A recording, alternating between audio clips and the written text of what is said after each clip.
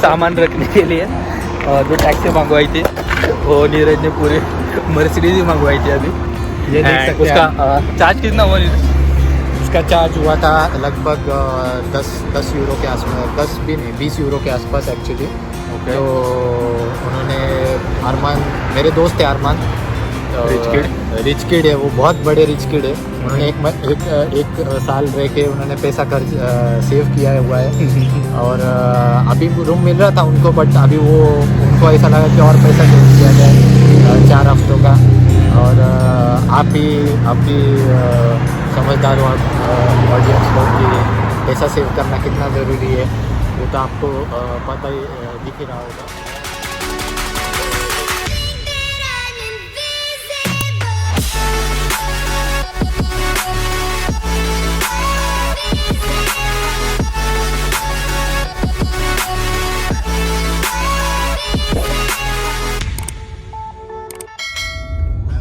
So guys, हम हमारे दोस्त अरमान जी है तो उनके यहाँ पे जा रहे हैं। अपना उसका जो लगेज मेरे पास था पिछले 1 साल से बहुत बड़ा बोझ था मेरे सर पे तो फाइनली हम उसके लगेज जो है वो स्टोरेज लॉकर रूम में रखने जा रहे हैं। और उस प्रोसेस के दौरान मुझे और दिग्विजय को बहुत दिक्कतें झेलनी पड़ी है, जिसकी वजह से पेपैल का पेमेंट नहीं हो रहा था, इंटरनेट कनेक्शन दोनों का किसी का वाईफाई, दिग्विजय ने वाईफाई हॉटस्पॉट ऑन किया वो नहीं मिल रहा था। और फाइनली अब हम हमारे डेस्टिनेशन की तरफ निकल चुके हैं।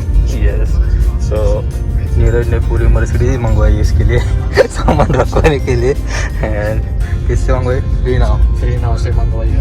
ओके, तो अभी हम जा रहे हैं जो स्टोरेज रखने के लिए।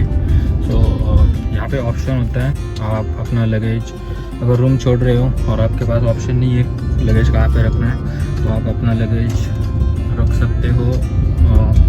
उसके लिए फैसिलिटी होती है, तो वहाँ पे आप रख सकते हो स्टोरेज।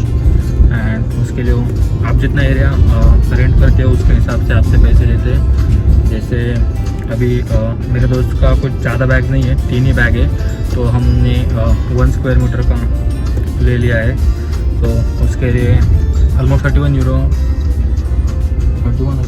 उसके लिए फर्स्ट मंथ के लिए 31 यूरो उन्होंने चार्ज किया है।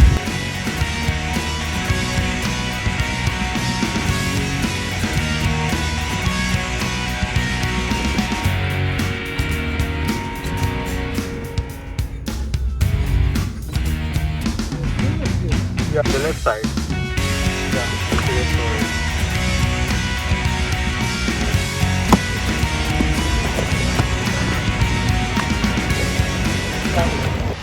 ये है सेल्फ स्टोरेज। तो यहाँ पे हम आ चुके हैं अभी, तो देखते हैं आगे का प्रोसेस पता है।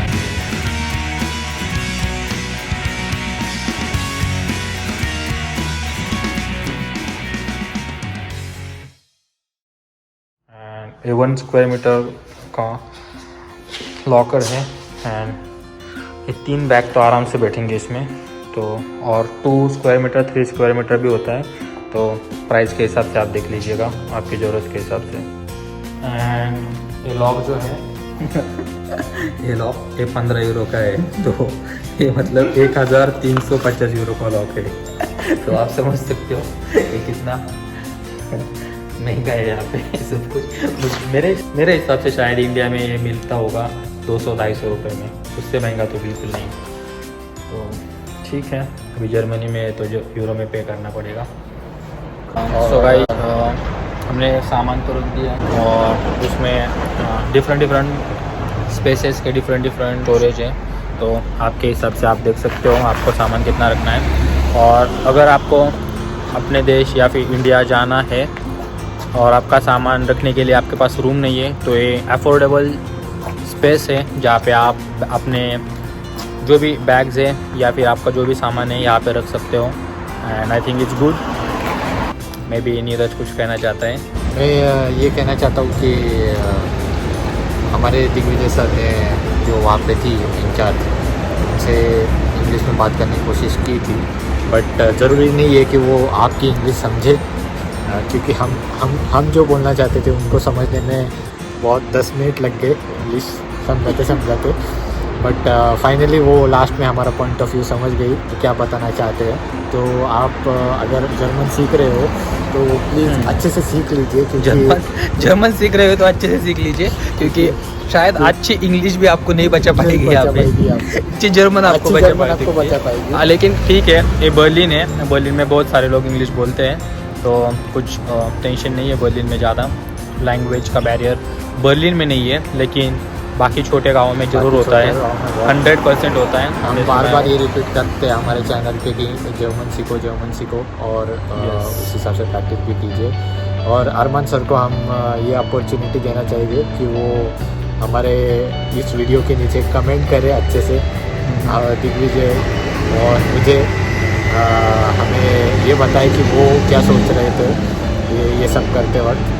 ये तो हम खुश होंगे उनकी तरफ से ओपिनियन सुनने के लिए। थैंक यू गाइस, चाओ, बाय।